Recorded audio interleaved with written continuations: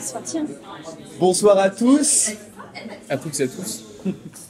à toutes et à tous, c'est vrai. Je vous remercie énormément d'être là pour participer à notre conférence ce soir.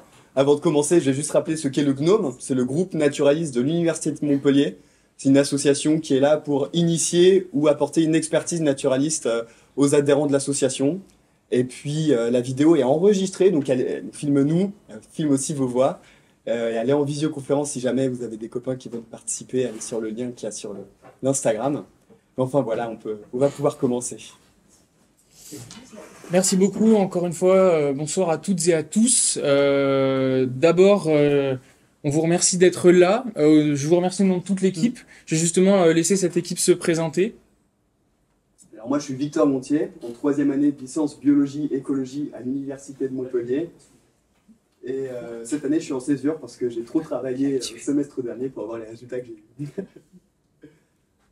Bonsoir à tous. Déjà, merci beaucoup d'être venus. Merci d'avoir pris le temps de venir nous écouter. Je m'appelle Charlotte Ruiz et je suis en licence 2 de biologie écologie, du coup ici à la Fac des Sciences. Bon. Moi c'est Clément. Jusqu'à l'année dernière j'étais en master IEGB, ingénierie écologique et gestion de la biodiversité. Et donc j'ai fini en août et là aujourd'hui je travaille à l'Office français de la biodiversité en tant que chargé de mission trame verte et bleue. Moi, je suis Noah Zuli. Donc, je suis en M1 IEGB, le parcours qu'a fait Clément juste avant. Et à l'époque de cette expédition, j'étais en licence APP Bio, toujours à Montpellier. Cette conférence s'intitule « Une immersion étudiante pour la protection de la biodiversité, le bouquetin ibérique ». Alors le but c'est que ce soir, nous, étudiants, ou presque tous étudiants, on vous parle aussi à vous, pour la plupart étudiants je pense, de cette espèce, de son histoire, de pourquoi elle fait l'objet d'un plan de restauration, mais aussi évidemment du projet que le GNOME a monté pour aller le voir justement dans son espace, dans son milieu naturel. Alors on fera un retour d'expérience un peu en critiquant ce qu'on a fait pour que si à un moment il vous prend l'envie d'aller observer cette bestiole à poil en montagne, et ben vous puissiez le faire peut-être dans les meilleures conditions. Tout d'abord, première question qu'on va se poser, qui est peut-être la plus évidente, qui est le bouquetin ibérique. Alors on va faire un tout petit peu de taxonomie, mais j'ai dit juste un petit peu, donc partez pas de la salle en courant tout de suite. Si on regarde au niveau du genre Capra, il donne naissance à 2 espèces, Capra ibex, et donc ça c'est le bouquetin des Alpes, on en reparlera peut-être après, et de l'autre côté de la France, Capra pyrénaïca, le bouquetin ibérique. Et lui donc, il a 4 sous-espèces. Alors juste, je suis désolé, mais les sous-espèces pyrénaïca et lusitanica, c'est mort, elles sont éteintes, donc vous pourrez pas les observer. Vous allez sûrement nous dire, à juste titre, attendez les gars, vous êtes partis dans les Pyrénées françaises et vous n'avez pas observé la sous-espèce pyrénaïca, c'est quoi ce beans, etc. Effectivement, nous, celle qu'on est allé voir, c'est la sous-espèce Victoriae. Mais pour que vous compreniez, il faut que je vous explique la triste histoire de la sous-espèce pyrénaïca. Alors, la première fois que l'humain, il écrit sur cette sous-espèce, c'est à peu près au XIVe siècle.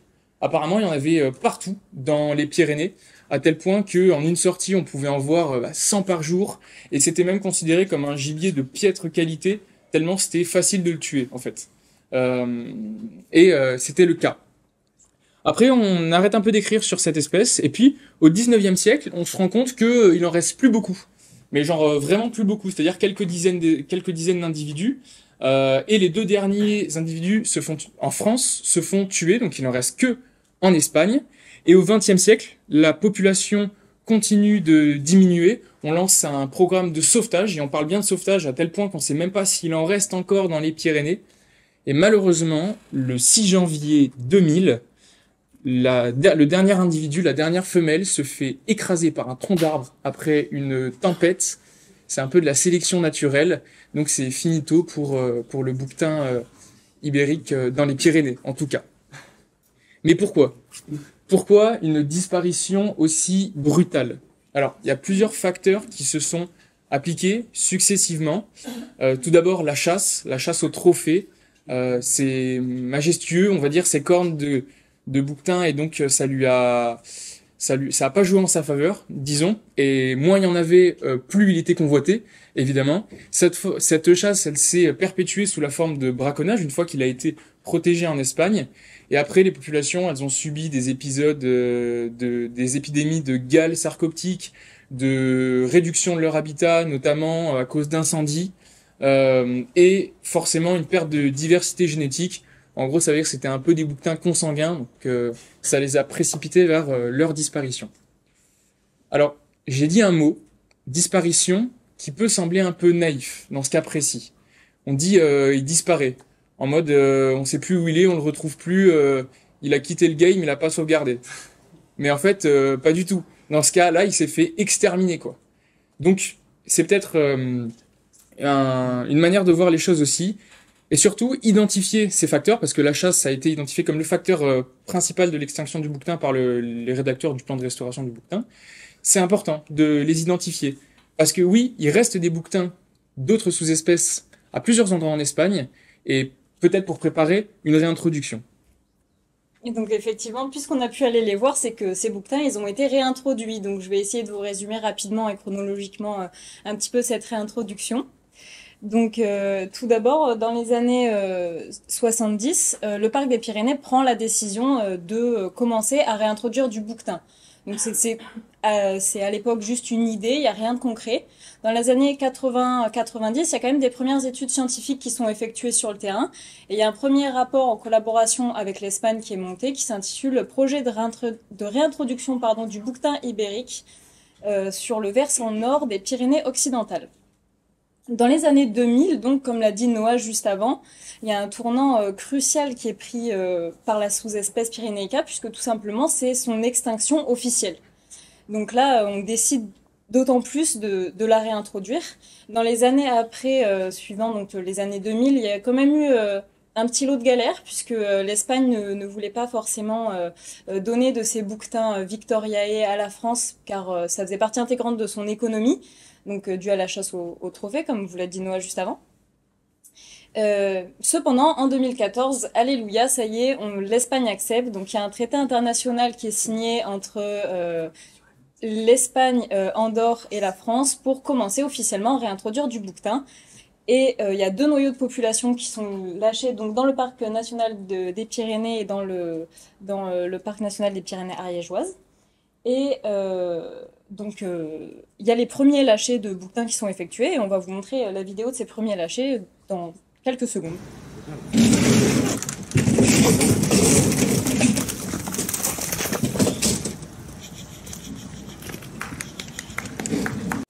Vous vous doutez que ces bouquetins qui ont été lâchés dans la nature comme ça, on les a pas laissés tranquilles. Donc Clément va vous parler maintenant de comment ils ont été suivis tout au long de la réintroduction. Ouais, parce que l'objectif, c'est pas de faire ça, on ne veut pas faire ça pour rendre joli, oh tiens, on a lâché des bouquetins, c'est super, ils vivent leur vie. C'est aussi de suivre vraiment est-ce qu'ils vont réussir à s'installer sur les Pyrénées, parce que c'est pas du tout les mêmes milieux, notamment les mêmes conditions climatiques qu'en Espagne. Donc il y a eu des vrais suivis sur les bouquetins. Donc il y a eu plusieurs types de suivis. Les premiers, c'est des suivis individuels, vu qu'ils n'étaient pas nombreux. Donc pour ça, chaque fois qu'ils étaient lâchés, ils étaient équipés de colliers, soit des technologies GPS ou GPS, soit GPS plus VHF, soit que VHF. GPS, c'est génial, mais ça coûte cher. En gros, ça envoie une information directement au satellite qui la renvoie sur l'ordinateur. Donc là, on n'a pas besoin de bouger, on reçoit toute l'information, c'est génial. Par contre, VHF, c'est moins cher, mais par contre, il faut aller sur le terrain, avec des antennes comme ça, et on essaye de balayer, et on capte la fréquence qu'émet le collier. Et chaque collier a sa propre fréquence. Ainsi, en balayant, on peut retrouver exactement quel individu on est en train de spotter avec l'antenne. Donc ça, c'est pour les suivis individuels. Une fois que les populations étaient un peu installées, il y a eu le suivi donc, de population, qu'on appelle, via un protocole qui s'appelle l'indice d'abondance pédestre, ou IPS. Là, en gros, comment ça fonctionne? Sur les secteurs où on sait qu'ils sont installés, on fait un sentier, et tous les ans, on le parcourt en une durée limitée, et on compte tous les bouquetins sur ce sentier. Toujours avec les mêmes observateurs, à peu près dans les mêmes saisons. L'objectif, c'est de pouvoir comparer les passages entre eux et entre les années. Et pouvoir, du coup, essayer de déterminer des dynamiques de population. Et en parallèle, il y a aussi des suivis sanitaires, où là, on endort les bouquetins avec des fusils hypodermiques, et on fait des prises, donc des mesures, et aussi des prélèvements sanguins pour s'assurer que la population va bien. Donc là, vous avez des petites photos. juste ici. Et juste pour vérifier si vous êtes attentif, je vous explique comment on repère des bouquetins, pour repérer les individus bouquetins. Pour ça, il y a des marquages auriculaires, donc c'est comme pour les chèvres. Donc on met des couleurs soit à l'oreille gauche, soit à l'oreille droite.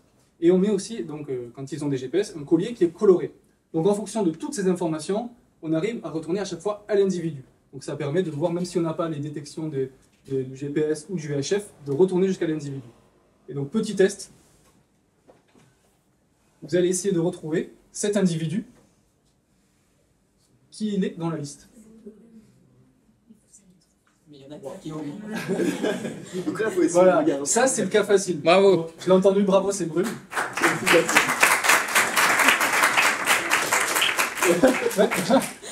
Vous allez voir que c'est pas toujours aussi facile. Mais enfin, Brume, elle a quand même beaucoup de chance. Parce que depuis 2012, c'est une espèce qui est protégée. Et elle a encore plus de chance parce qu'elle est soumise à un plan national d'action. Alors, on va appeler ça un PNA, c'est un acronyme. Et globalement, c'est un outil qui permet de mettre en place la restauration et la conservation d'une espèce animale ou végétale. Donc souvent, c'est réalisé par des associations et ça dure entre 5 et 10 ans. Ces PNA, ils ont 3 enjeux. Un enjeu de connaissance ou un enjeu de recherche. Donc là, on va essayer d'acquérir de nouvelles données sur l'écosystème dans lequel vivent ces organismes ou simplement leur comportement pour essayer de mieux les préserver. Ensuite, on va avoir un enjeu de conservation, plus ou moins évident, pour pouvoir restaurer les espèces et leur habitat afin que leur population cesse de diminuer ou stagne et même évolue positivement dans le temps. Sauf que malheureusement, si on fait ça et qu'on ne sensibilise pas à ces enjeux-là, notamment auprès des chasseurs par exemple, les populations risquent de vaciller et revenir à leur état normal. Donc, un des grands enjeux d'un PNA, c'est aussi la sensibilisation, donc informer le grand public, comme vous par exemple ce soir, sur les enjeux de la conservation. Alors, le PNA bouquetin, c'est quoi ces enjeux? Évidemment, dans l'enjeu de conservation, il y a l'installation d'une population viable et limiter les risques de perturbation pour justement éviter la fluctuation des populations et de faire en sorte qu'il augmente seulement. Il y a un enjeu de connaissance avec voir comment s'adapte une population espagnole aux Pyrénées françaises et vérifier, en tout cas faire des recherches sur la plasticité de l'espèce, globalement voir comment est-ce qu'il réagit aux enjeux climatiques actuels liés au dérèglement de la planète. Et enfin, les sensibilisations spécifiques aux bouquetins, il y a les scolaires et les usagers du massif, donc les randonneurs principalement, mais aussi grandement les chasseurs. Alors, est-ce que le PNA, il a commencé à peu près en 2014, est-ce qu'il fonctionne? Là, ça a l'air difficile, mais la seule chose qu'il faut voir, c'est qu'il y a une augmentation du nombre de lâchers de bouquetins par rapport, et là, en rouge, c'est le nombre de lâchers de bouquetins total, et en orange, c'est la population. Donc, une augmentation du nombre de lâchers, une augmentation du nombre de population globale, et ici, une augmentation du nombre de naissances. Et donc, globalement, si on est plutôt bon en regardant des graphiques, le PNA, il a l'air de plutôt bien fonctionner.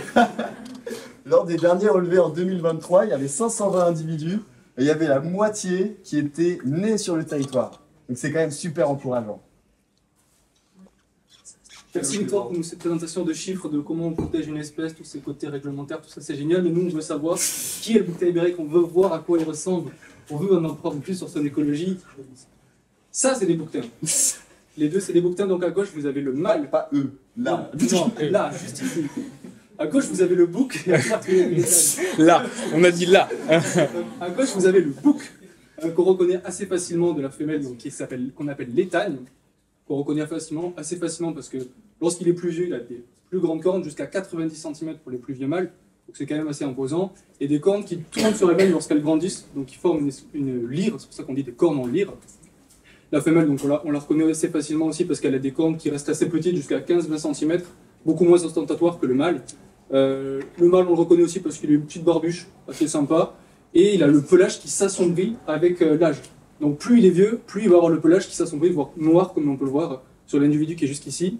Le mâle, c'est aussi un individu qui est plus grand, donc 90 cm au garrot. Au garrot, c'est au niveau du dos, là, quand ils sont en position comme ça. Et, comme ça. Et 60 cm pour les femelles. Et c'est surtout un individu qui est plus gros, qui peut faire jusqu'à 60 à 90 kg, soit le double de la femelle. Et Là, vous avez les petits qu'on appelle les cabris, qui sont trop mignons. Oh, Petit instant. Oh, ils sont trop mignons. Bon, on a déjà fait un petit point de taxonomie, c'est la famille des bovidés, des caprinés, donc aussi des chèvres, où on peut retrouver les isards aussi, qui sont qu'on peut retrouver aussi dans les Pyrénées. C'est une espèce qui s'adapte beaucoup à des altitudes et des climats différents. C'est-à-dire que des altitudes, on peut le retrouver très proche de la mer dans certains contextes espagnols, mais aussi dans des régions très froides comme le nord des Pyrénées, où l'hiver est parfois très rude, donc il s'adapte très bien à des climats et à des altitudes différents. Par contre, dans son milieu, il faut toujours qu'il ait une composante rocheuse, parce que sa stratégie de fuite, c'est monter en hauteur, et il se dit personne pourra m'attraper, je suis monté à 2 mètres, je suis au-dessus d'un rocher, personne ne peut m'attraper, sauf que nous, on a inventé les armes à feu. Ça n'a pas fait bon ménage. C'est un herbivore, donc il se nourrit principalement de graminées, mais il peut aussi se nourrir de ligneux, donc de petits buissons, et aussi de lichens et de mousses lorsque l'autre nourriture se fait plus rare, notamment lorsqu'ils sont au sommet des montagnes. Et ils ont une organisation sociale qui se fait en harde, c'est-à-dire que les mâles et les femelles ne se forment des groupes qui ne se rencontrent quasiment jamais, sauf durant la période de reproduction. Et d'ailleurs, en parlant de reproduction, il faut vous en parler, parce que tout le rythme de vie des bouquetins tourne autour de cette reproduction, qui a lieu durant l'hiver. Décembre à janvier, c'est la période de rut. C'est là où il y a les plus gros affrontements entre les mâles, qui a lieu un peu tout au long de l'année pour établir des hiérarchies de dominance, mais c'est là où c'est le plus intense, c'est durant cette période. Donc les mâles vont pas hésiter à se frapper, parfois ça peut aller jusqu'à la mort, donc c'est des combats qui peuvent être assez impressionnants. Donc c'est la période aussi où du coup ceux qui ont été les plus dominants vont pouvoir séduire les femelles via différentes techniques comme tirer la langue, voilà, s'approcher. Bon, chacun ses techniques de drague. Et du coup, après la reproduction, bien sûr, lorsque la femelle est consentante. Il y a ensuite, donc, du coup, la période de gestion qui s'effectue durant les 3 mois suivants, donc c'est à peu près 60 jours. Et là, on est encore dans des conditions très froides en montagne, même si c'est le début du printemps. Donc là, on limite les déplacements et on essaie de ne pas perdre d'énergie, même si on a un stock de graisse assez conséquent, on fait attention. Ensuite, la période de mise bas, bien sûr, où les femelles vont se mettre vraiment à l'abri dans des endroits très particuliers où elles vont être à l'abri des prédateurs, et l'allaitement qui va durer à peu près 2 mois, même si les jeunes sont très vite très agiles et peuvent facilement suivre leur mère dans ces endroits qui sont très caillouteux plutôt. Et il va y avoir une constitution de ce qu'on appelle la chevrée, une cellule sociale qui s'appelle la chevrée. En fait, c'est les femelles qui vont se regrouper ensemble et qui vont garder dans leur groupe leur petit qui est né dans l'année et le petit de l'année d'avant, des fois. Après, lorsque c'est des mâles, au bout d'1 an, on va commencer à leur dire bon, allez, tu trouves un appart, tu te débrouilles, enfin voilà. Et donc c'est ce qu'on appelle la chevrée. Ensuite, il y a la période estivale où là, on se déplace vers ces quartiers estivaux parce que bien sûr, chez les bouquetins, il est coutume d'avoir une maison secondaire à la montagne. Donc on monte à d'altitude et on va chercher les prairies d'alpage où il y a encore des graminées, de quoi se nourrir et parfois même monter plus haut. Et enfin, la période qui vient juste avant la période de rut, donc c'est le pré-hiver, il commence à faire froid, donc on mange tout ce qu'on peut avant qu'il fasse froid. Et du coup, on fait les réserves de graisse qui peut parfois jusqu'à 30 kg pour les mâles. Et bon. Alors, merci d'avoir présenté toutes ces informations les plus intéressantes. Maintenant, je vais présenter la partie que tout le monde attend. Le projet du Gnome. Comment est-ce qu'il s'est construit? Comment est-ce qu'il est apparu? Alors, le projet PNA, en fait, qui est un projet un peu plus grand que ça, parce qu'il n'est pas seulement identique, spécialisé dans le bouquetin, il y a aussi le vautour moine. Il a été imaginé après que j'ai participé à un CA, donc c'est un conseil d'administration, c'est une grande réunion dans les associations où sont réunis des administrateurs. Dans le conseil d'administration du CEM, c'est le Conservatoire des espaces naturels. C'est une association qui défend l'environnement et la biodiversité.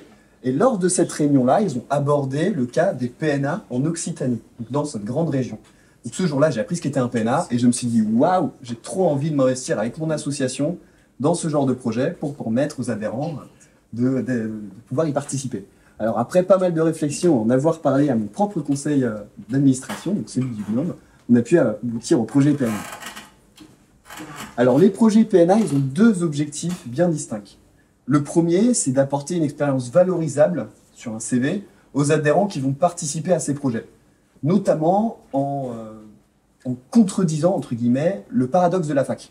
Le paradoxe de la fac, vous le connaissez tous, c'est notamment en L3, où on nous demande d'avoir des résultats absolument énormes, tout en nous demandant d'avoir une expérience professionnelle à travers des stages ou des travaux d'été en lien avec l'environnement, ce qui est dans la majorité des cas très très difficile à avoir, d'autant plus qu'il y a une certaine majorité des étudiants qui, lors de cette période estivale, ont besoin de travailler pour pouvoir vivre pendant l'année.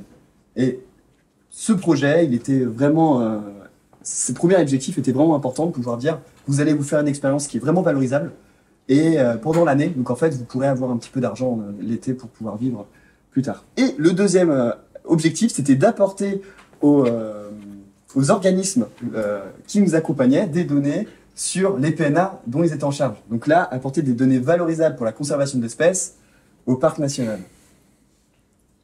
Alors, comment est-ce qu'on a choisi les PNA? Parce qu'en Occitanie, il y en a plusieurs, comme le loup et l'ours, par exemple. Eh ben, il y avait trois critères, on va dire. Le premier, c'est que l'espèce ou l'organisme soit soumis à un PNA, plutôt facile. En Occitanie, deuxième enjeu.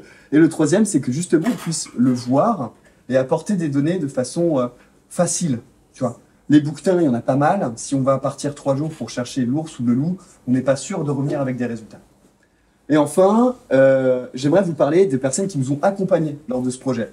Je vous ai déjà parlé un petit peu du CEN, donc notamment Arnaud Martin et Sonia Bertrand, le président et la directrice du Conservatoire des espaces naturels, qui nous ont permis d'avoir un certain réseau et une crédibilité, notamment nous permettant de présenter le projet avec Louis Rousset devant une assemblée générale extraordinaire. Donc c'est comme un grand CA, mais en physique, et tout le monde mange resto, donc c'est super sympa.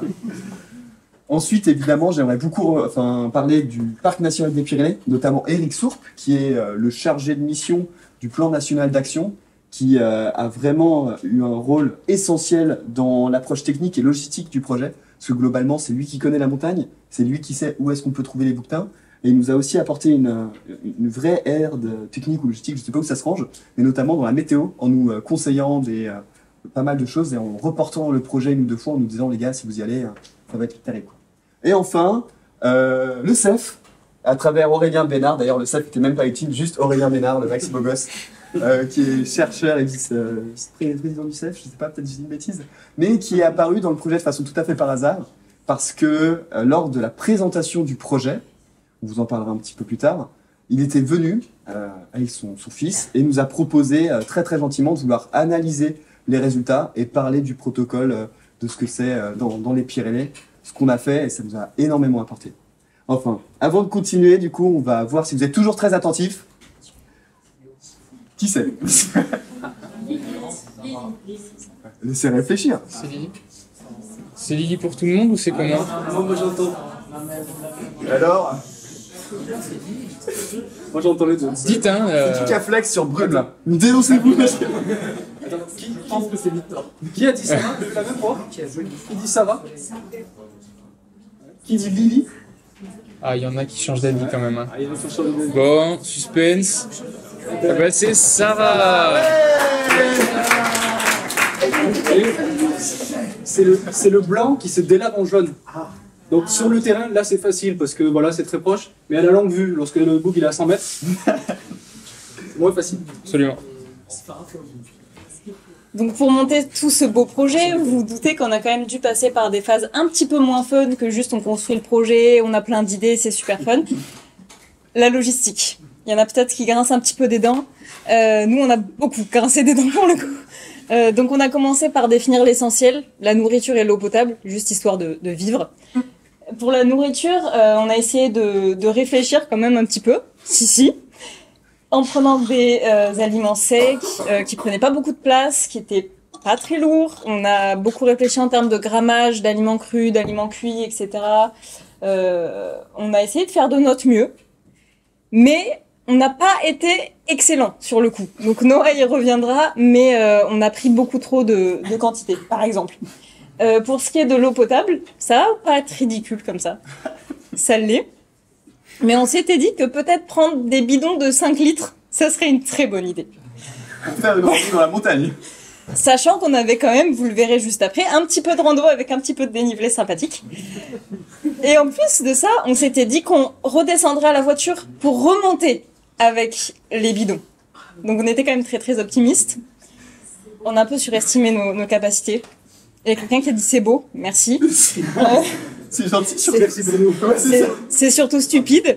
Ouais. Et donc maintenant, on va écouter Noah qui va vous dire qu'on va être un tout petit peu plus intelligent quand vous préparez des expéditions comme ça.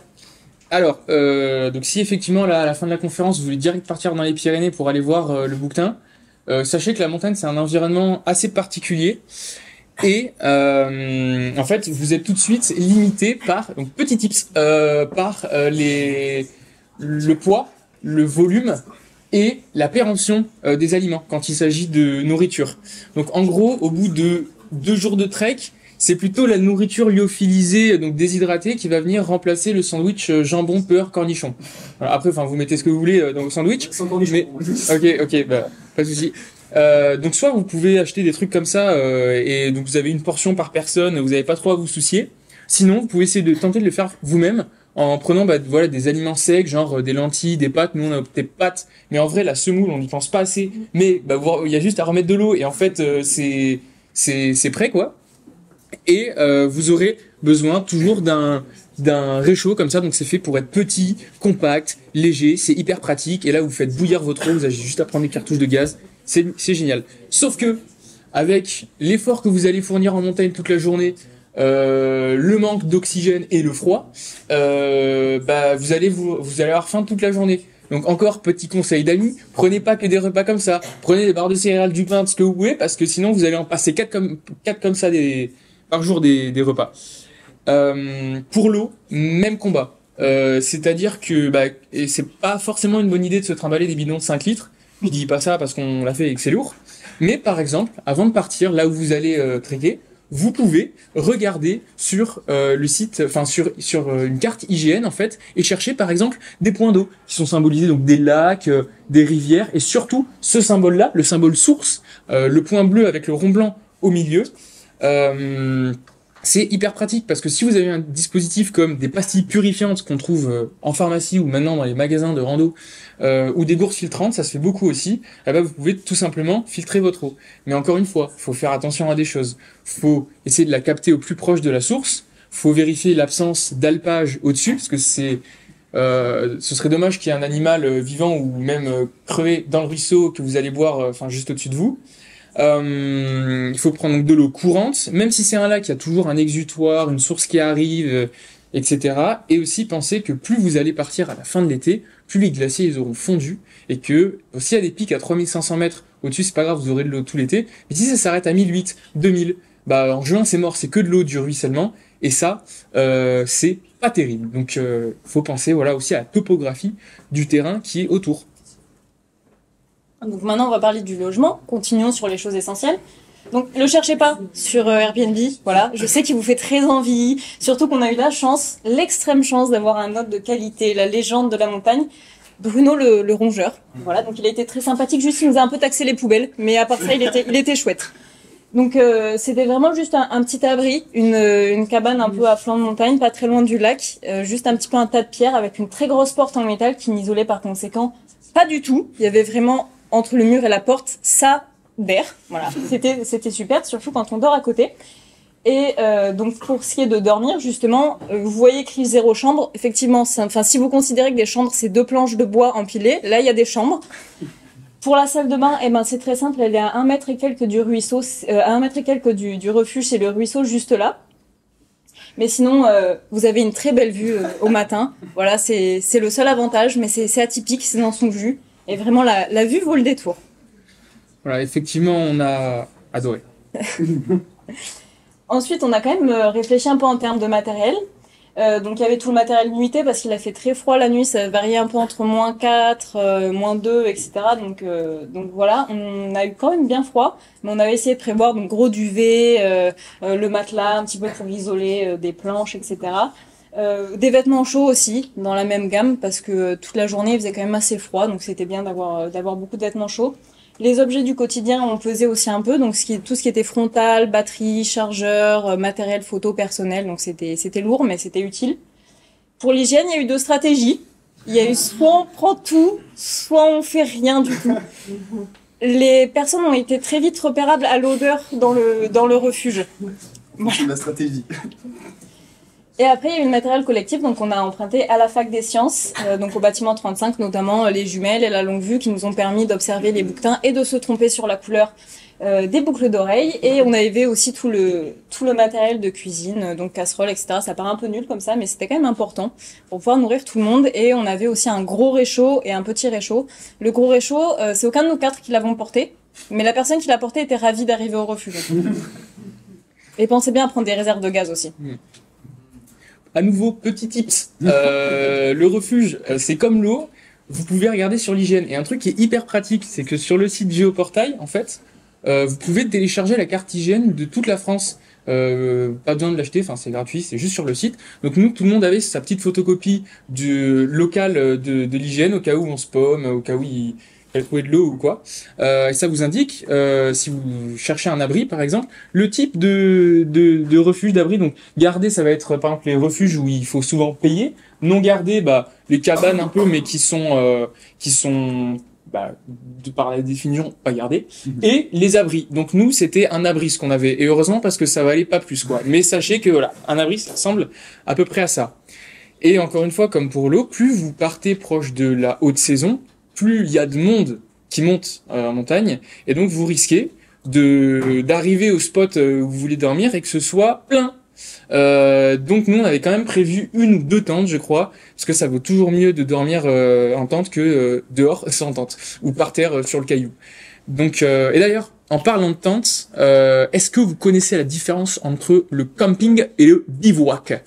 Eh ben surprise, en fait t'as pas besoin d'aller à Camping Paradis à Martigues au bord de la Méditerranée pour faire du camping. En fait ça dépend du temps que tu restes. En gros, le camping, tu poses ta tente et en avant Guingamp, tu restes autant de jours que tu veux. Et le bivouac, c'est plutôt, tu mets ta tente, tu dors et le lendemain, tu t'en vas. Et donc, c'est cette pratique qui est tolérée dans le parc, dans le cœur du parc des Pyrénées. C'est la tente, monter sa tente, c'est autorisé de 19h. Il faut l'enlever avant 9h du matin le lendemain. Et il faut que ce soit normalement à plus d'1 heure de marche de la route la plus proche. Sinon, en gros, c'est autant dormir dans sa voiture, quoi.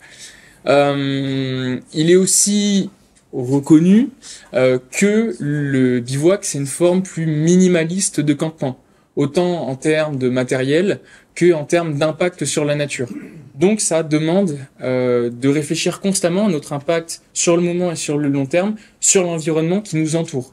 Ça sous-entend qu'il faut être discret à tel point que on n'est même pas censé savoir que vous êtes passé par là juste après que vous soyez parti, quoi. Faut aussi se renseigner un petit peu parce que comme je disais là le bivouac est autorisé mais ça dépend des endroits. Dans certains cœurs de parc le bivouac il est pas autorisé et donc si on devait donner un conseil à retenir, un take home message, ce serait de se renseigner sur l'endroit avant de partir à sa découverte, que ce soit en termes de législation, de sécurité ou de particularité du lieu. Ne pas le faire, ce serait un peu comme aller à un concert, mais vous connaissez aucune des chansons, quoi. Donc ça peut avoir son charme, mais je suis convaincu que vous vivrez l'activité plus intensément si vous comprenez ce qu'il y a autour de vous. Et puis par la même occasion, vous serez plus en sécurité, que ce soit parce que souvent les randos c'est sur des parcs nationaux, c'est souvent réserves naturelles, espaces naturels sensibles. Donc il y a tout ce côté un peu règle, etc. Oui, je pense que j'ai fini pour la partie montagne. Donc on est quand même parti à une petite équipe de 7. Voilà, 7-8, je ne savais plus exactement. Donc la constitution de l'équipe, c'était un petit peu aussi une partie de la logistique. On l'a définie plus ou moins en même temps que la nourriture, etc. sur les différents appels vidéo qu'on a pu faire. Donc en fait, ça s'est fait via les inscriptions. Donc premier inscrit, premier servi, telle est la dure loi du gnome. Et donc il n'y avait pas du tout de critères sélectionnants, que ce soit en termes de niveau de randonnée, de connaissances naturalistes, de niveau en montagne, etc. Il y avait vraiment un niveau très hétérogène et la filière n'était pas du tout non plus sélectionnante. Donc là, le hasard fait qu'on est dans plus ou moins tous dans des filières de la biologie-écologie. Mais avec nous, il y avait aussi quelqu'un en bio-MV, Noah à l'époque était en APP bio, etc. Donc c'était encore une fois, pas du tout un critère déterminant. Je vais vous raconter un petit peu quand même ce qu'on a fait sur place, parce qu'on tourne autour du pot. Donc la première journée, il y a eu une partie fun, et il y a une partie pas fun du tout, qui était la voiture, pendant un peu plus de 5 heures, sur de l'autoroute, de la petite route de montagne, etc. C'était sympa. Et après, on a eu la randonnée, dont je vous ai déjà un petit peu parlé quand on a évoqué le lourd poids de l'eau. Donc elle faisait quand même 6 km, avec plus d'1,5 km de dénivelé positif, donc c'était quand même pas rien, c'était une activité physique assez intense. On a mis 3h12 à la faire, donc vous imaginez bien que les allers-retours, c'était pas envisageable. Quand on est arrivé en haut, il faisait à moitié nuit, on était très content d'être en haut, on voulait pas redescendre. et la charge qu'on avait dans le dos chacun, puisqu'on était quand même une assez petite équipe et on avait mal géré nos stocks, était quand même conséquente. Donc la première journée était assez fatigante, mais on a quand même eu la chance de faire nos premières ops. Donc on a vu un beau groupe de mâles sur l'allée et un petit groupe de jeunes et de femelles en arrivant juste au refuge. La deuxième journée, on a pu se lever assez tôt et on a eu la chance de voir vraiment à quelques mètres de nous, tout autour du refuge dans la plaine, un grand groupe d'une centaine de bouquetins, des femelles et des jeunes, etc. Donc on a vraiment eu la chance d'être à quelques mètres d'eux, donc pour les observations, c'était super. On n'avait presque même pas besoin de la longue vue. On a pu déjà prendre des données, comme vous en parlera Clément juste après. On a pu les observer leur comportement. Donc on a observé des jeunes, par exemple, qui commençaient à se battre, etc., pour instaurer une hiérarchie dans le groupe hors période de reproduction.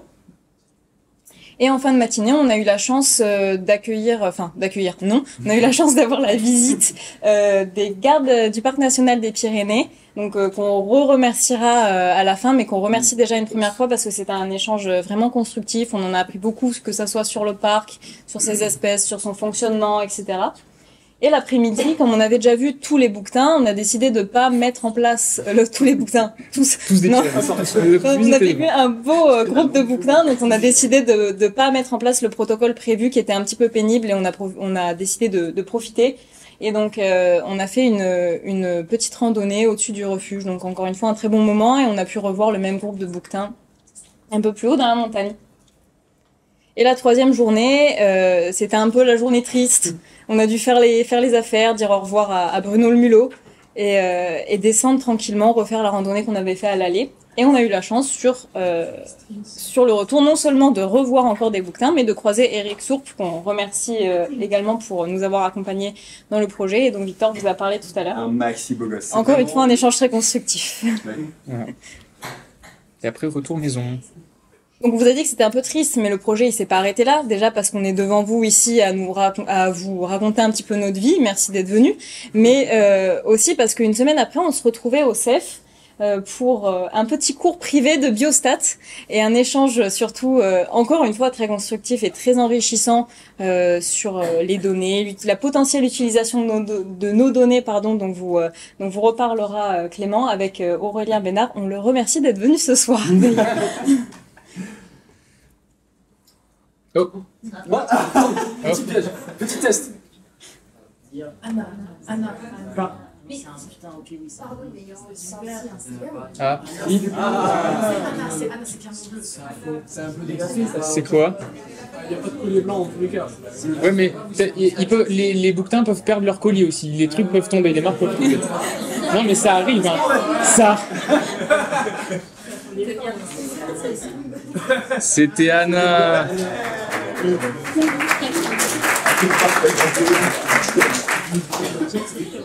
Là, c'est bien le bleu qui déteint vers le vert.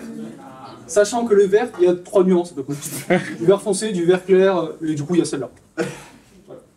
Cool. Du coup, maintenant, on va vous parler de... on a essayé de compter les bouquetins, on a récolté des données.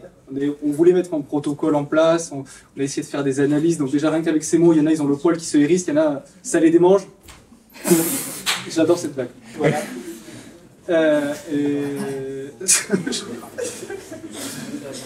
Bon, on va vous présenter les données qu'on a eues du coup. Alors, voilà, ça paraît barbant et très compliqué, mais en fait, ça l'est pas du tout. Alors, comment ça fonctionne? D'abord, là, c'est un premier petit tableau sur lequel on a noté nos séances d'observation, c'est-à-dire les séances où on s'est posé et on a essayé de compter tous les bouquetins et d'identifier à chaque fois ceux qu'on a pu identifier à l'individu près grâce au marquage. Donc là, il y avait 4 sessions, 2 le deuxième jour et 2 le troisième jour lorsqu'on est redescendu. Il n'y en avait pas le premier jour parce que là, on était sur la montée, on n'avait pas le temps de se poser pour essayer de voir qui avait quelle boucle, tout ça, et aller jusqu'à l'individu près. Donc tout ça, si on compile, on sait qu'on a à minima 60 bouquetins observés. Tous n'étaient pas marqués, donc on ne sait pas s'il y en a qui étaient dans le groupe 1, puis dans le groupe 2, et ils se sont déplacés jusqu'au deuxième groupe. Donc on sait qu'on est à minima 60, mais probablement plus, et dont 11 qui sont marqués, donc identifiables jusqu'à leur nom. Des noms qui sont, vous voyez des fois DDE, c'est orange, les plus vieux auront peut-être la ref. Rubalise, parce que ça fait rouge-blanc, ça fait comme les rubalises. C'est l'imagination des gardes du parc. Voilà, ils sont très imaginatifs. Et du coup, on a essayé aussi, quand on pouvait, qu'on était bien en place, essayer de voir s'il n'y avait pas des problèmes sanitaires, notamment il y a la kératoconjonctivite, qui est une maladie qui a des symptômes qu'on peut voir avec des croûtes au niveau de l'œil, ça fait un œil un peu vitreux. Bon, avec l'expérience qu'on a essayé de voir, on n'en a pas vu. Par contre, on a quand même vu un jaune boitant, on a une petite vidéo, donc on a pu transmettre l'information aux gardes. C'était la vidéo. Là, oui. La patte gauche qui était blessée. Donc là, nous, on était affolés vite, il faut prévenir les gardes. Et puis les gardes, ils ont fait, bon, ben, en fait, c'est comme chez les humains, en fait, les petits, ça court, ça se casse quelque chose, et puis en fait, 6 jours après, ça remarche très bien. Donc, du coup, il nous a dit, bah, pour ça, on fait rien, et en fait, vous verrez que ça peut repartir tout seul, il faut juste... Il n'y avait pas grand-chose à faire, quoi. On n'allait pas l'endormir pour ça. Donc voilà, maintenant, les données, parce que notre objectif, c'était aussi d'apporter de la connaissance au parc national des Pyrénées. Mais finalement, qu'est-ce que ça vaut? Qu'est-ce qu'on peut en faire? Eh ben, pas grand-chose en tant que tel. Pourquoi? Ben déjà parce que c'est des données hétérogènes, c'est-à-dire qu'on ne peut pas vraiment les comparer entre elles. Si on regarde la première session, on était tellement éblouis par voir tous ces bouquins, on est resté 6 heures à les observer, sachant qu'en même temps, il y a les gardes qui sont arrivés, donc on a discuté, donc voilà, c'était pas vraiment très rigoureux. La deuxième session, elle a duré 1 heure. Donc comment on compare ces deux sessions, sachant qu'on n'était pas au même endroit? Est-ce que là, il y en avait plus? Pas forcément, on est resté 6 heures. Est-ce que là, il y en avait moins? Pas forcément, on est resté 1 heure. Donc pas vraiment comparable. Surtout avec les 2 dernières sessions du lendemain, où on est resté 10 minutes, on était pressé par la redescence. Donc pas du tout comparable. En plus, ces données, elles ont été récoltées hors du protocole ou du suivi de population, qui est, comme je l'ai précisé tout à l'heure, le suivi d'abondance pédestre. Du coup, on fait un sentier toujours dans les mêmes périodes, avec les mêmes observateurs, et on essaie de compter tous les bouquetins sur la durée qui est déterminée pour faire le sentier. Donc là, on n'y était pas du tout. On voulait le faire, mais on n'a pas réussi. Et puis on s'est rendu compte qu'en fait, on n'avait pas l'expérience aussi qu'ont les gardes, de facilement identifier les boucles, savoir si c'est un mâle, une femelle, quel âge il a. C'était assez difficile sur le terrain. Mais c'est quand même pas des données qui sont perdues, qui servent à rien. C'est ce qu'on appelle des données qui sont opportunistes.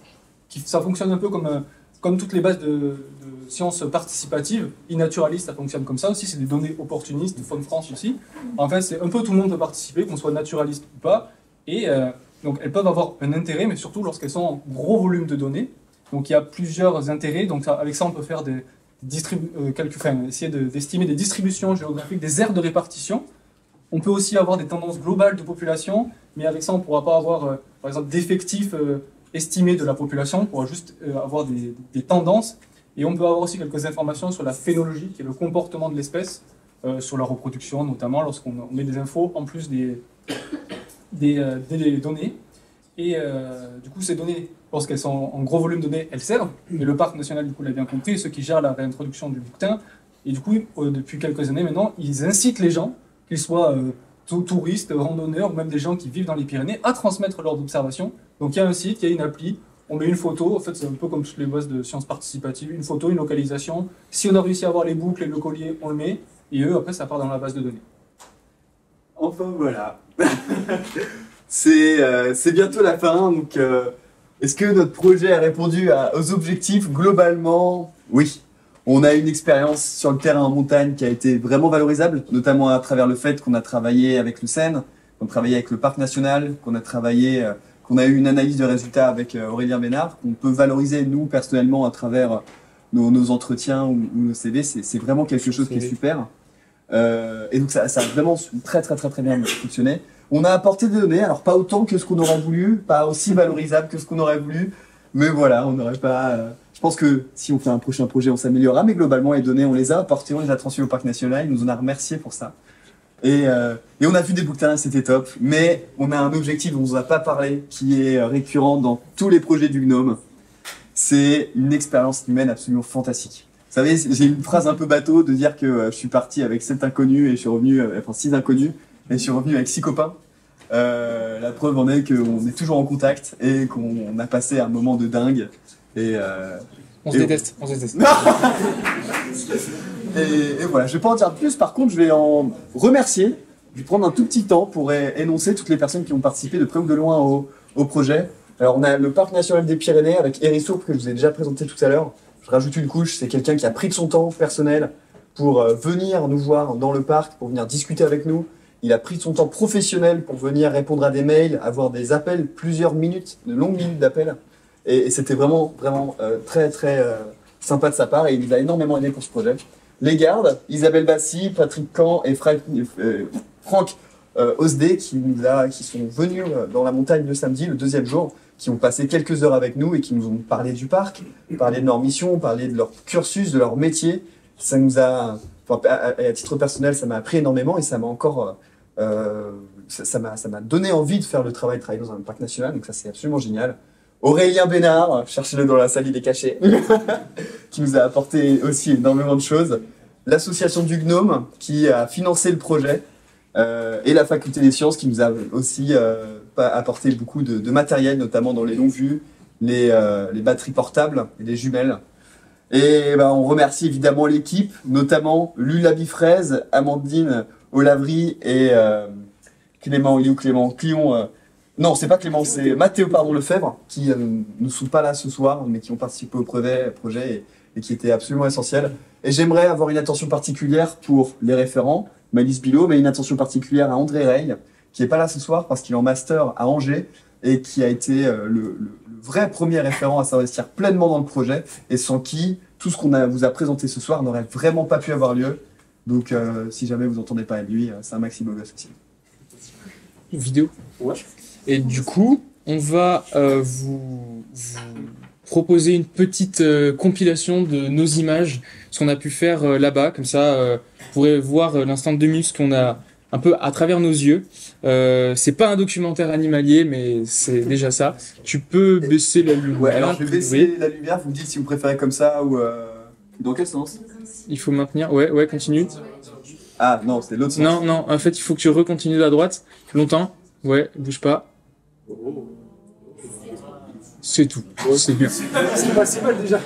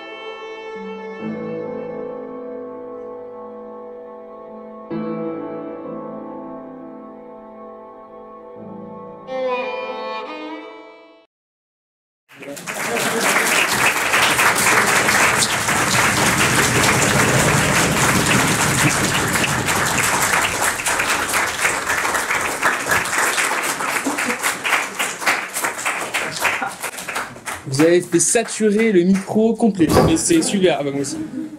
Merci beaucoup. Mais alors en fait c'est pas fini. Peut-être si vous avez bien suivi On vous a dit que le bouquetin ibérique, il avait des cornes en forme de lyre. Et il y en a un aussi qui nous tient beaucoup à cœur, c'est le bouquetin, le Capra ibex, le bouquetin des Alpes, qui lui a ses grandes cornes. Vous voyez, celui-là c'est un mâle. En fait, quand on est parti, on était simple, enfin à part Victor, on était des adhérents qui allaient en sortie au Gnome, et ça nous a tellement plu que certains de nous ont décidé de s'investir un petit peu, notamment au CA du Gnome, ou de se réinvestir. Et on aimerait bien donner une continuité à ce projet, si on le peut. Il y a absolument rien de défini, il y a rien de certain. Évidemment, vous vous doutez que ça dépend aussi d'autres facteurs que juste notre motivation. Sinon, on serait déjà reparti le voir ou en voir un autre. Mais faire une expédition avec le Capra ibex, donc dans les Alpes, ça nous tiendrait vraiment à cœur. Voilà, il y a rien de sûr, mais c'est quand même une bonne raison de rester un peu au courant de ce que fait le Gnome, au cas où un jour ça sorte, comme ça pop sur votre feed Insta. D'ailleurs, si vous ne suivez pas, c'est Asso Gnome. Est-ce qu'il y a quelqu'un qui veut rajouter quelque chose sur le ibex ou... C'est bon. Eh ben, je crois que c'est bon, on a fini. Merci de votre Merci écoute. beaucoup pour avoir participé.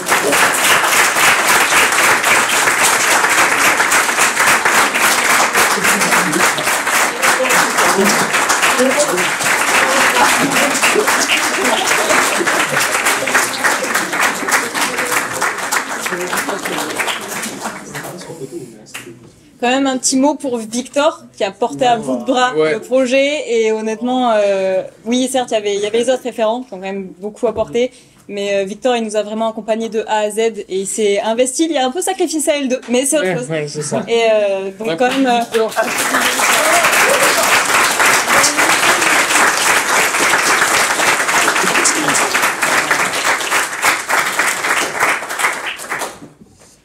Et si vous avez des questions par rapport à tout ce qu'on vient de raconter, on répondra avec plaisir si on a la capacité. Donc on vous prend au milieu. Dites-nous. Oui, Oui. Alors, c'est quand le début de la réintégration, et combien de bouquetins ont été réintroduits en tout? C'est 2014. D'ailleurs, on fait les premier 10 ans. lâché. Et combien Et aujourd'hui, on a, je crois, c'est à peu près 250, presque même 300 qui ont été réintroduits. Et le taux de mortalité après un an? Presque nul. Au début, il y en a quelques-uns quand même. Je crois qu'on est sur taux de survie de 90%, même si c'est pas plus. C'est notamment des informations qui nous ont été communiquées par les gardes qui étaient présents sur le parc quand on leur a parlé de la patte folle du petit cabri qu'on avait croisé. D'accord. Et au niveau de avec les troupeaux d'alpage, les troupeaux d'élevage, il n'y a pas eu de... Mais non, justement, c'était un des risques aussi, parce que du coup, c'est des espèces qui sont très proches. Et du coup, il y avait beaucoup de gens qui défendaient le risque d'hybridation, de passage de maladies au bétail. Et du coup, il y avait plein d'études qui ont été faites avant pour s'assurer que tout se passe bien, que les individus aussi qui sont introduits ne soient pas malades et qui risquent de le transmettre. Donc à chaque fois que les individus étaient capturés en Espagne avant de les envoyer dans les Pyrénées, il y avait du coup des prélèvements pour s'assurer qu'ils ne soient pas malades. Ouais. Est-ce que vous savez si au début justement il y a eu beaucoup d'opposition à la réintroduction du bouquetin, parce que typiquement, voilà, spécialement dans les Pyrénées, il y a un public qui est difficile, c'est le terme, parce que voilà, les vautours ça s'est passé au début, les ours on n'en parle pas, et du coup je voulais savoir si les bouquetins, notamment qui s'est passé dans les Alpes avec la brucellose, justement il y avait eu beaucoup de réticence ou pas, ou si c'était un projet qui a été bien accueilli. Alors c'est un projet qui a mis du temps. Les premières idées de réintroduction, c'est dans les années 90. 70 même. Ah, 70. Ça commence 70, ouais. Mais pour des raisons politiques que Clément il saura vous expliquer, ça a pris notamment du temps. Ouais, bon, il y a eu plein d'allers-retours de frais, mais il y a eu beaucoup de sensibilisation, toute la démarche. En fait, entre 70 et 2014 et le premier lâché, il y a eu plein de démarches de sensibilisation auprès des écoles, auprès du grand public, pour que déjà faire connaître ce bouquetin et qu'il soit apprécié. Et de toute façon, là, c'est quand même un peu différent, c'est un herbivore, donc du coup, déjà par rapport il y a moins de problèmes qu'avec des nécrophages ou avec des prédateurs. Et puis globalement, c'était une espèce qui était déjà présente dans les Pyrénées, donc il y avait cette espèce, on a perdu quelque chose, et c'était un peu un symbole, donc le retrouver, il n'y avait pas vraiment de côté négatif, sauf avec les populations domestiques d'ovins ou de chèvres, il n'y avait pas d'autres freins en tout cas. D'accord, merci. Maël. Les bouquins qui sont réintroduits, du coup, ils vous ont dit qu'ils détestent pas, c'est ça? Ouais. Ils sont juste pris comme ça et réintroduits directement, ils sont juste déplacés en fait. Oui. Et donc c'est la même sous-espèce qui se porte pour le coup bien du côté espagnol. Alors non, du coup, c'est une sous-espèce différente. Donc celle qui s'est éteinte dans les Pyrénées, c'est la sous-espèce Pyrénaïca. Donc tautonyme du nom d'espèce, c'est quand t'as le même nom, soit pour le genre et l'espèce, soit l'espèce sous-espèce. Et donc la sous-espèce d'Espagne, Victoriae, elle vient de Sierra. Donc des Sierras, c'est des petites chaînes montagneuses, c'est pas aussi haut que les Alpes, mais il y a des sommets en 2000-2005. Et ils ont fait des études phylogénétiques pour savoir quelle était la distance la distance génétique minimale entre la population pyrénaïca et les futures populations de réintroduction. Et aussi, surtout, dans quelle population on pouvait prélever pour que ce soit viable, qu'on n'enlève pas trop d'individus à une population, parce que si on prend 200 individus sur 10 ans, mais d'une population qui en contient 400, bah, ça peut poser quand même des problèmes. Donc tout ça, ça a été pris en compte. Sous-espèces, provenance, taille de la population, adaptabilité aussi, et hop, direction les Pyrénées. Ouais. Donc en gros, celle-là, elle a disparu des Pyrénées, et on a pris de celle-là pour la remettre dans les Pyrénées. Hispanica, c'est dans d'autres massifs. Ils partagent un peu le territoire avec Victoriae en Espagne. Voilà, c'est ça. Et la sous-espèce Lusitanica, elle s'est éteinte au Portugal et elle a aussi été réintroduite un peu de manière différente. Il y a eu déplacement, fuite des individus. Donc en fait, le Portugal, il a aussi retrouvé des bouquetins qu'il avait à l'époque.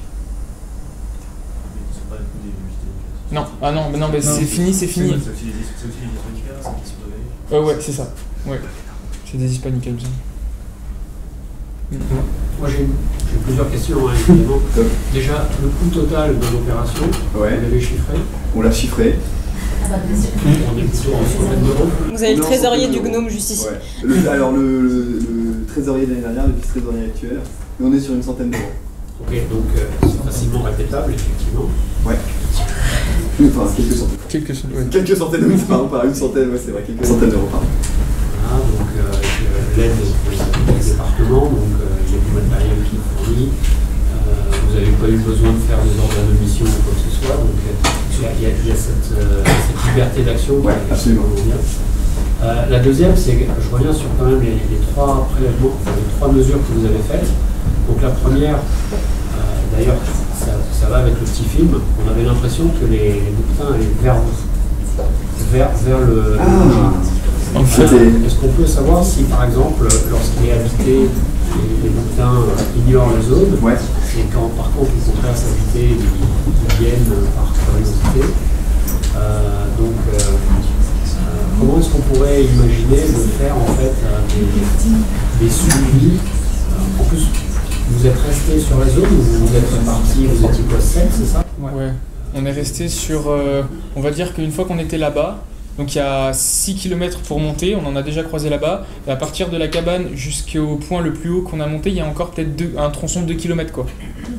Donc, mais c'est pas pris, enfin on peut pas... On est resté groupés parce qu'à la base le protocole en fait c'était de diviser en deux groupes, un qui était plus ou moins dans la vallée et l'autre qui essayait de voir au loin les bouquetins, mais on n'a pas mis en place ce protocole là parce qu'on n'était pas beaucoup, que le niveau en montagne était trop hétérogène pour admettre de groupes vraiment indépendants et qu'au final quand on est arrivé on a eu la chance de voir énormément de bouquetins.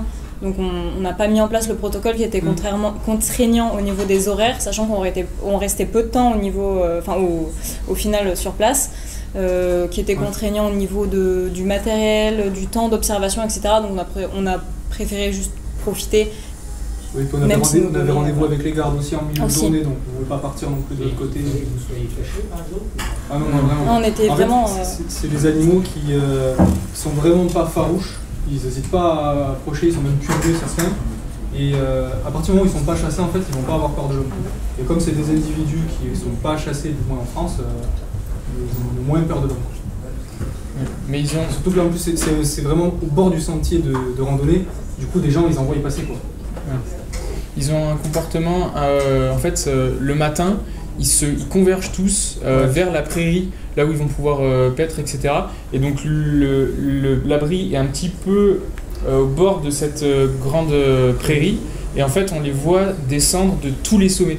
Et ils se concentrent là, donc on a l'impression qu'ils viennent vers nous, parce qu'on a essayé de se mettre à un endroit où ils ne nous dérangent pas, donc c'est pour ça qu'on était un peu qu'on avait l'air planqué derrière les cailloux, mais en fait ça nous passe devant et ça va se rejoindre là-bas. Et du coup, pour rejoindre, vous avez choisi le lieu parce que vous saviez qu'il y avait des fréquentations justement de bouquetins à cet endroit? Ouais. C'est un lieu qui nous a été conseillé par Eric Sourbe justement, parce qu'il savait qu'en termes d'enneigement, on pouvait y aller facilement et qu'il y avait des chances d'y voir des bouquetins. En fait, on s'est rendu compte qu'il y avait beaucoup de chances de les voir, parce qu'en montant ou en descendant, les gens nous disaient « Ah, vous avez vu les bouquetins? Ah, mais ça fait plusieurs semaines qu'ils sont là !» Oui. C'était où vers C'est sur la commune d'Estaing. C'est à côté du lac du Plat de Pras. Ouais. Voilà, parce qu'il y a plusieurs communes qui s'appellent Estaing dans les Pyrénées. C'est la grosse ville la plus proche, c'est Lourdes. Ouais, c'est en dessous de Lourdes. Estaing, lac de Plat de Pras. Luna ? Pour justement aller observer le Capra Ibex, est-ce que vous comptez de nouveau faire un plan d'action, un protocole, etc. pour les observations, ou est-ce que vous vous dites non, en fait on va pas essayer de faire ça de manière scientifique, mais plutôt comme observateur extérieur? Qu'est-ce que vous voulez mettre en place? Parce qu'en effet c'est assez compliqué de suivre les protocoles quand on est sur place. Est-ce que vous voulez plus apprendre? Comment vous avez fait ça? Les deux objectifs du projet qu'on a mené, en fait, ils sont plus ou moins corrélés. Quand on parle d'expérience professionnelle valorisable, c'est qu'on a suivi un protocole valorisable avec un organisme valorisable. Ce qui est facile avec les PNA, c'est qu'il y a des énormes dossiers d'une centaine de pages qui notent très précisément les objectifs de conservation, les objectifs de recherche de données.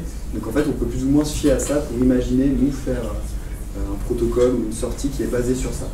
Donc le prochain projet, c'est encore l'idée de... C'était l'idée. Il n'y a rien de fait pour l'instant.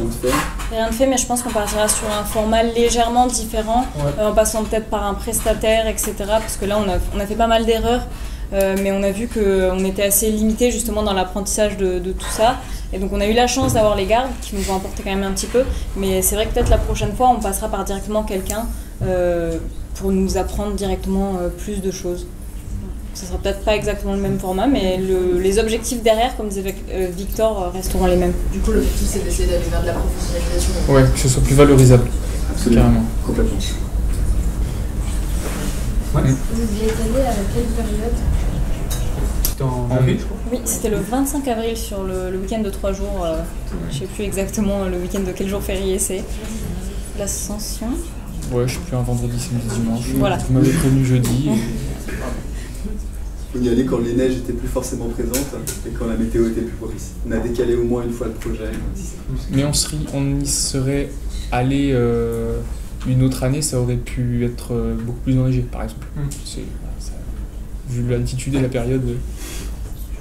D'où l'importance d'avoir des gens comme Eric Sourbe qui nous ont vraiment bien aidés en y allant avant nous et en apportant toutes les connaissances nécessaires.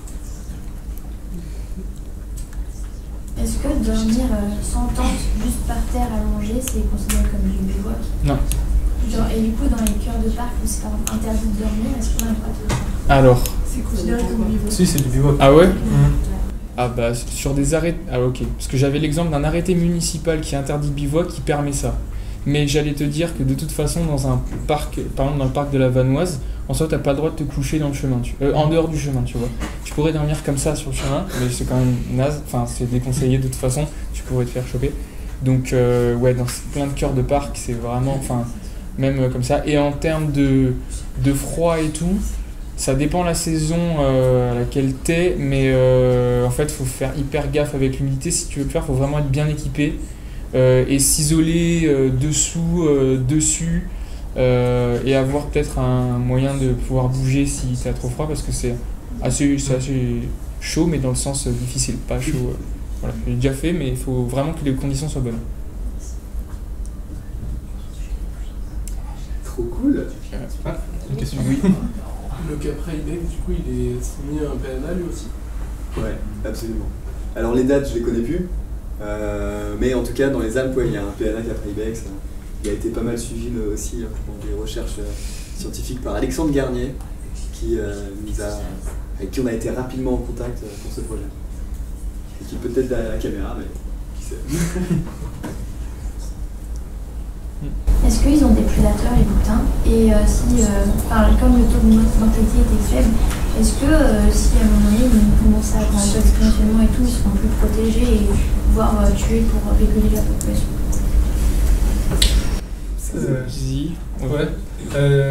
L'un des arguments pour réintroduire déjà le bouquetin, c'était que c'est un herbivore et que du coup il va reprendre sa place dans l'écosystème et que ça va aussi aider les prédateurs naturels dont le loup et l'ours à retrouver aussi les proies. Donc du coup c'est des prédateurs potentiels, même si bon ils ne sont pas nombreux, donc voilà. C'est rare. Et ta deuxième question c'est quoi déjà? Est-ce que s'ils augmentent trop en population, ils vont... Alors justement, normalement, c'est une espèce qui est strictement protégée et qui ne devrait pas être chassable. Et c'était justement l'un des traités qui a été fait un peu avec l'Espagne, parce qu'au début, ils ne voulaient pas donner des bouquetins, parce qu'eux, ils en font un commerce, c'est-à-dire qu'il y a une chasse aux trophées qui est autorisée dans les réserves, c'est-à-dire qu'on peut payer pour aller tuer un bouquetin avec des belles cornes. Donc du coup, il y a vraiment un système économique là-dessus. Et ils ne voulaient pas en passer aux Français parce qu'il n'y avait aucune garantie que nous, on ne fasse pas ça aussi. Donc du coup, nous ils nous ont accepté que si on protégeait vraiment le bouquetin. Donc, pour l'instant, normalement, il n'y aura pas de chasse.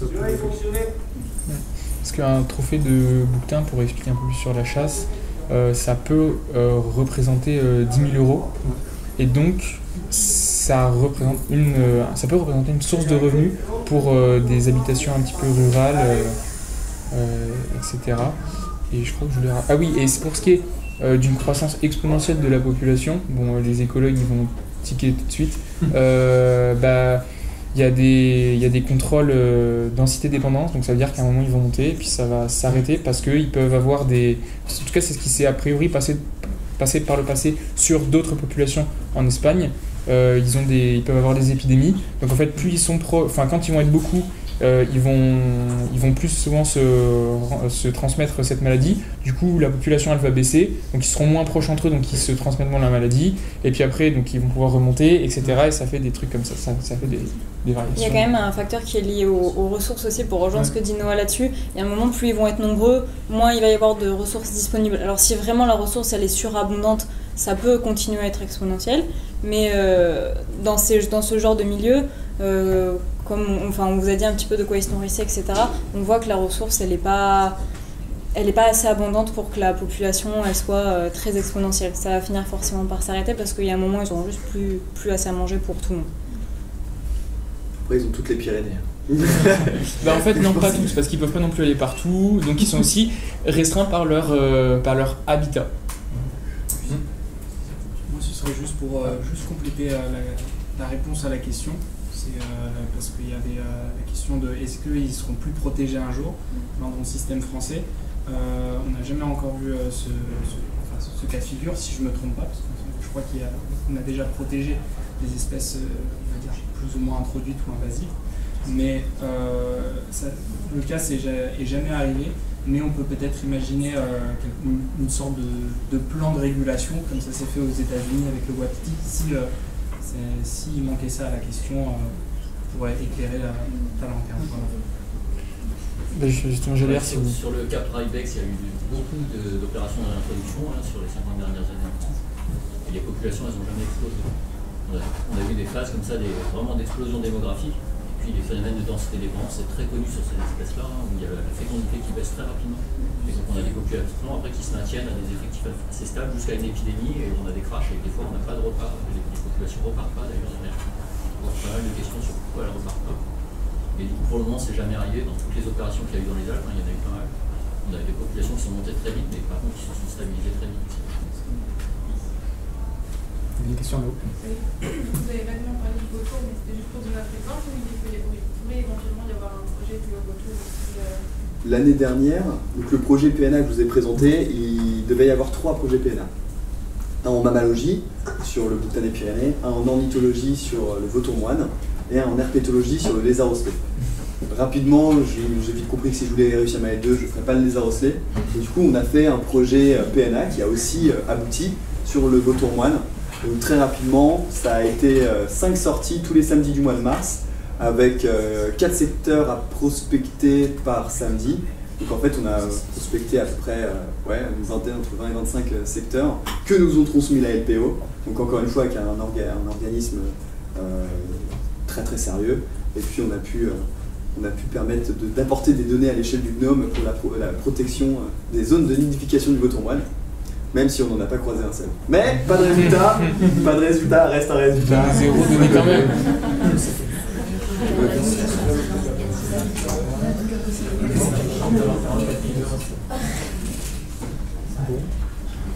Est-ce qu'on a d'autres questions ou des gens qui veulent rajouter quelque chose Dans le chat, je sais pas si Aurélien Bénard, si on a oublié quelque chose, n'hésitez pas. Vous avez oublié de parler, vous avez fait lire des marques là, ouais. Et vous n'avez pas dit à quoi ça servait.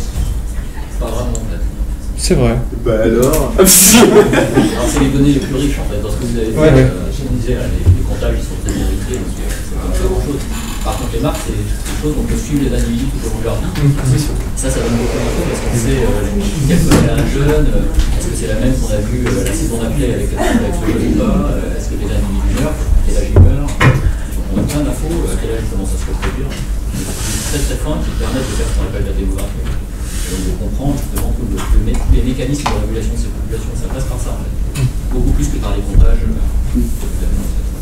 D'accord. Donc on passe de l'échelle de la population à l'échelle individuelle, quoi.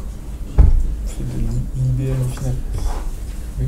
J'en profite pour ajouter un tout petit truc. Si vous voulez en savoir encore un tout petit peu plus sur cette présentation qui a été très complète et rencontrer le fameux Eric Sourp, je vous donne rendez-vous à Nîmes le 29 octobre pour un séminaire sur la conservation des grands herbivores en France. Voilà.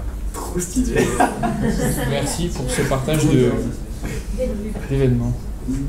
S'il y a peu de questions, est-ce qu'on fait peut-être une petite photo, je sais pas. Ah ouais, franchement, si on pouvait faire une petite photo de la salle et tout pour les gens qui sont venus, pour qu'on prouve à nos parents qu'il y avait quand même des gens, qu'on n'est pas juste venus parler des chèvres. Et puis, il y a un autre truc. Allez, on va faire